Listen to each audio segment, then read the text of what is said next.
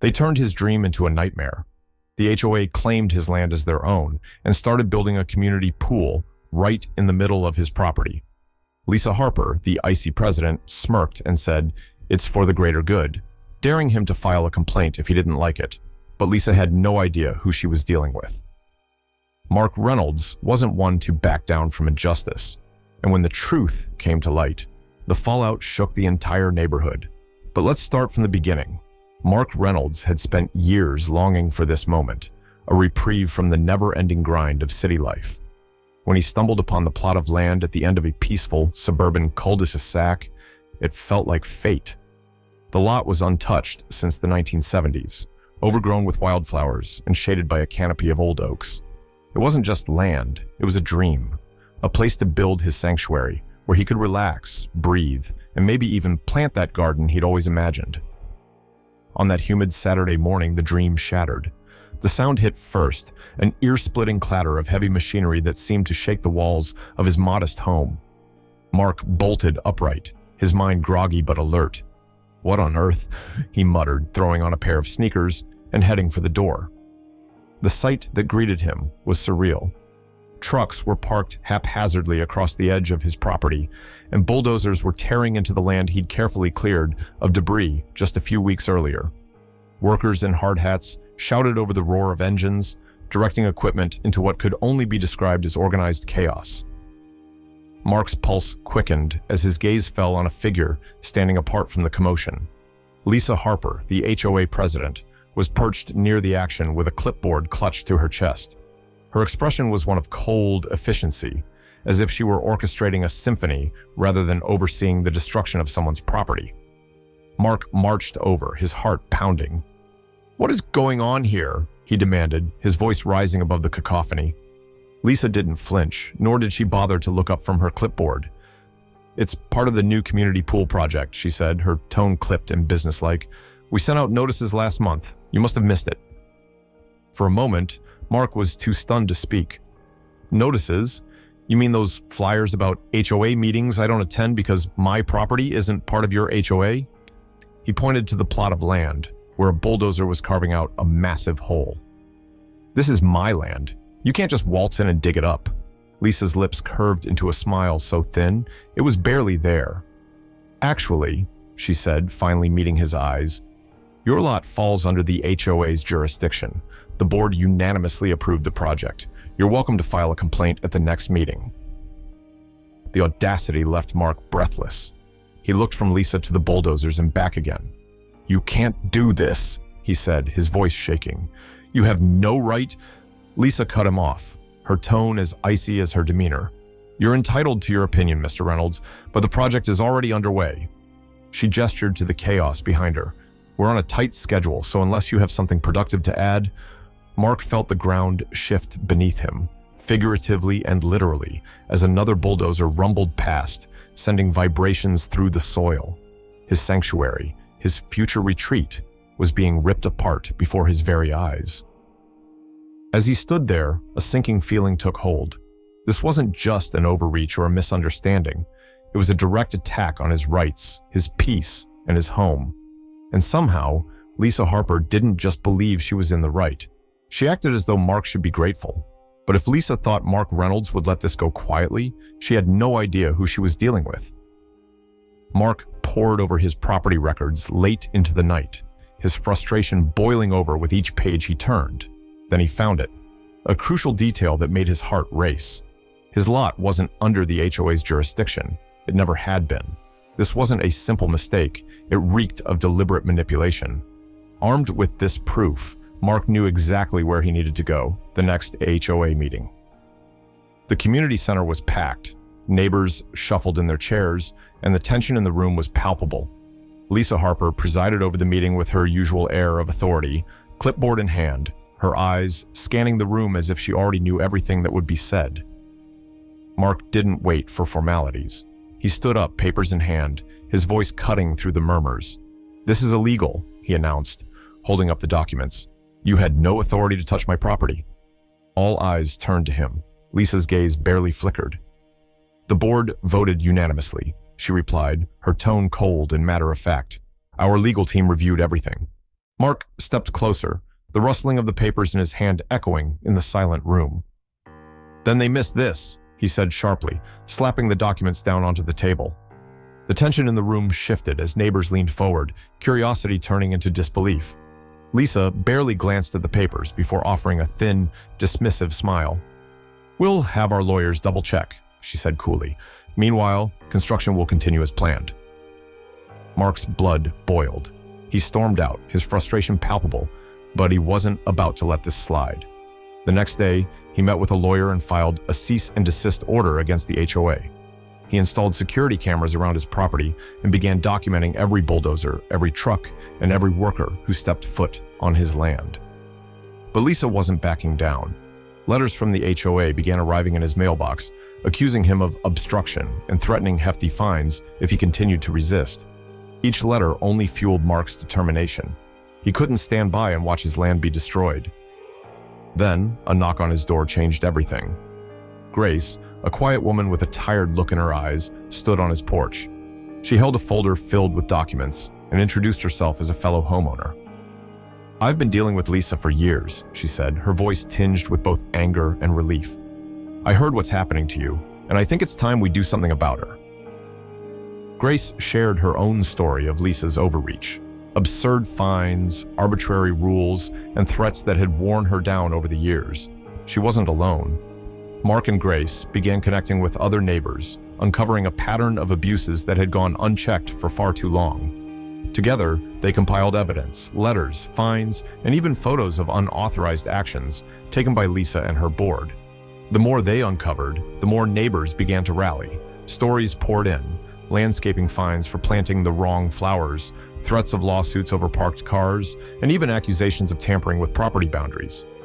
Lisa wasn't oblivious to their efforts. She escalated her threats, holding impromptu board meetings and issuing warnings about disruptive behavior. But for every move she made, Mark and Grace countered with more evidence and more allies. Mark's property remained a construction site, bulldozers rumbling across the land he'd once dreamed of turning into a peaceful retreat. But now, it was more than just a fight for his land. It was a fight for everyone Lisa had wronged. For the first time, Mark felt something he hadn't in weeks: hope. As he looked out at the mess that used to be his sanctuary, he felt a surge of determination. This wasn't over, not by a long shot. And now, he wasn't standing alone. Mark and Grace worked tirelessly, their determination burning brighter with every discovery. Grace's kitchen became their war room, with papers and photos spread across the table. Sticky notes filled with dates, names, and fines lined the walls like pieces of a giant puzzle. Each new revelation painted an even darker picture of Lisa Harper and her reign over the HOA. The evidence was shocking. Lisa had quietly amended HOA boundaries over the years, pulling in non-member properties to fund extravagant projects. It wasn't just Mark's land. Other residents had been unknowingly roped into the HOA's control. They were forced to pay fines or voluntary contributions, which Lisa conveniently labeled as necessary for community improvement. But it didn't stop there. Bank statements revealed that Lisa had been funneling HOA funds into personal expenses, lavish vacations, upscale dining, and even shopping sprees, all disguised as business retreats. The audacity left Mark and Grace speechless. How could someone use their position to exploit an entire neighborhood? People were too scared to fight back, Grace said, flipping through a folder of HOA notices. She fines them, threatens them, and if they question anything, she makes their lives miserable. Mark clenched his fists. Not anymore. She picked the wrong person to mess with this time. They began documenting everything. Every instance of misconduct, every fraudulent transaction, every neighbor's testimony. Some residents were hesitant to speak out, but many, tired of Lisa's tyranny, came forward with their own stories. A father fined for parking his truck in his driveway, a retiree forced to remove her garden because it didn't match community standards. One by one, the stories poured in, creating a mountain of evidence against Lisa. With a growing file of proof, Mark and Grace filed a lawsuit against the HOA. It was a bold move, but they knew it was the only way to hold Lisa accountable. Lisa, however, didn't take it lightly. She launched a smear campaign, painting Mark as a troublemaker and Grace as a rumor spreader. Flyers appeared in mailboxes, warning neighbors about their so-called agenda. Lisa's tactics were transparent, but the damage was done. Tensions boiled over in the neighborhood, dividing residents into two camps: those who supported Mark and Grace, and those who feared Lisa's retribution. The breaking point came on an overcast afternoon. Mark was reviewing footage from his security cameras when he saw Lisa herself on the screen. She was standing near the construction site on his land, giving direct instructions to the crew. Her voice was calm but firm as she ordered them to pour concrete over a section of his property, despite the ongoing legal battle. Mark couldn't believe his eyes. He replayed the footage, anger and disbelief surging through him. This wasn't just a violation, it was blatant defiance of the law. He wasted no time. The footage was sent to his lawyer immediately, along with a detailed account of the incident. This was the evidence they needed to turn the tide. As Mark sat back, staring at the screen, he felt a mix of exhaustion and resolve. Lisa's grip on the community was crumbling, and this footage was the final crack in her facade. She thought she could intimidate and manipulate her way out of accountability, but now the truth was staring her in the face. The neighborhood might have been divided, but Mark knew one thing for sure: justice was within reach. And for the first time, he felt the weight of hope stronger than the burden of frustration. This battle wasn't over, but the tide was finally turning. The courtroom buzzed with quiet tension, the kind that could make even the most confident person's palms sweat. Mark sat at the plaintiff's table, his lawyer beside him, as the gallery filled with curious neighbors and reporters. Across the aisle, Lisa Harper sat stiffly, her once cool demeanor now cracked by the weight of the evidence piling against her. Mark's lawyer, a sharp and confident man named David, rose to present their case. His voice was clear and deliberate, each word a hammer striking the nail of Lisa's schemes. "Your Honor, the evidence we have gathered shows a pattern of deliberate manipulation, financial misconduct, and blatant disregard for property laws," he began, gesturing to the stack of documents and photographs on the desk before him. The evidence was overwhelming. David laid out every detail with precision: the falsified boundary amendments, the misused HOA funds, the coerced contributions from fearful homeowners, and Lisa's personal spending under the guise of community improvements. Gasps rippled through the room as David displayed receipts for lavish vacations and luxury goods, all paid for with HOA funds. When the footage from Mark's security cameras was shown, the room fell silent. The video clearly showed Lisa instructing the construction crew to pour concrete on Mark's property, despite the legal orders against it. The judge's stern expression grew even graver. Lisa's lawyer tried to counter, but the defense was weak. The arguments fell flat against the mountain of evidence, and the courtroom knew it. Lisa sat rigid, her composure slowly unraveling as the case unfolded. Finally, the judge spoke. Her voice carried the weight of authority, silencing the murmurs in the gallery. The evidence presented here today demonstrates a clear abuse of power and gross misconduct by the defendant, Lisa Harper, and the HOA she represented. She paused, her gaze sweeping the room. "I am ruling in favor of the plaintiff, Mark Reynolds. Construction on his property is to cease immediately, and the half-finished pool is to be removed at the HOA's expense." The courtroom erupted in murmurs, but the judge raised a hand, commanding silence. "Furthermore," she continued, "the HOA will pay significant damages to Mr. Reynolds, and all funds misappropriated by Ms. Harper are to be refunded to the community. Ms. Harper is personally liable for these damages and is to be removed from her position within the HOA, effective immediately." Mark exhaled a breath he didn't realize he'd been holding. Relief and triumph washed over him as neighbors in the gallery whispered their approval. Grace, seated a few rows back, gave him a reassuring smile. But the story didn't end there. Within days, local media outlets picked up the case, and Lisa's name became synonymous with HOA corruption. News crews flocked to the neighborhood, eager to cover the fallout. Lisa resigned in disgrace, her carefully curated image shattered. The HOA board was swiftly restructured, with Grace stepping in as the new president. Her first order of business was rebuilding trust within the community. Transparency became the cornerstone of her leadership, and residents began to feel hopeful about the future for the first time in years. As for Mark, his land was finally restored. The crater left by the pool construction was filled, and the damages to his property were repaired, all paid for by the HOA. With the chaos behind him, Mark began building the retreat he had always envisioned. Standing on his newly planted lawn, with the sun casting a warm glow over his reclaimed sanctuary, Mark allowed himself a rare moment of peace. He had fought against what felt like impossible odds and won. "This land is mine," he thought, gazing out over the now quiet property, "and no one will ever take that from me again." It wasn't just a personal victory, it was a victory for everyone who had ever been silenced, intimidated, or manipulated. And for Mark, that made the fight worth every moment. The ripple effect of Mark's victory was immediate and powerful. Neighbors who had once stayed silent began speaking out, inspired by the courage he and Grace had shown. Stories of past injustices, unfair fines, unwarranted threats, and invasive policies surfaced, fueling a newfound sense of solidarity within the community. People who had barely exchanged greetings before now gathered on Mark's lawn, their voices brimming with determination.